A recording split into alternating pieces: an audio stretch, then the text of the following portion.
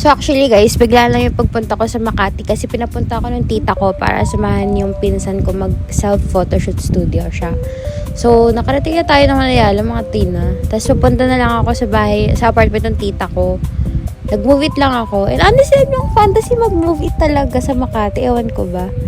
So nakarating na ako. Tinry ko tong cookies tsaka yung cake. Kaso wala na akong ibang clips niya na kinakain ko. Pero masarap siya guys. I guarantee. So, papunta na kami sa studio. Like, ano lang pala siya, like, parang siyang nasa condo. Akala ko nung una, parang, saan ba to, diba? Pero guys, ang ganda ng place, like, very vibes. Shoutout sa Studio 2345. Very accommodating and very vibes nung place talaga.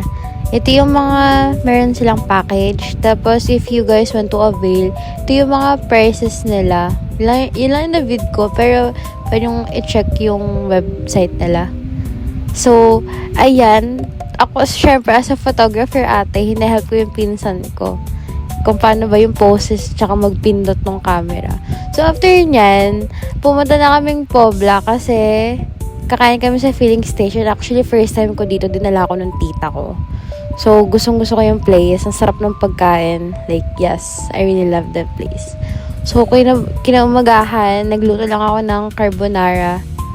Tuna carbonara for lunch. And, honestly, sarap ng luto ko, guys. Diba? Then, nung gabi, pauwi na ako niyan. Pero, minute ko man yung friends ko. Sponty lang talaga siya. Like, sponty dinner. Kumain kami sa may Uma. And, I really appreciate you guys. Kasi, like, kahit sponty, like, biglaan talaga natuloy. And then, after dinner, nagsig-uwian na kami. Nag-movie ako papuntang One Ayala. Then, ayan, nakarating na ako sa terminal. Tapos, pauwi na ako. Thanks, guys, for watching. Bye!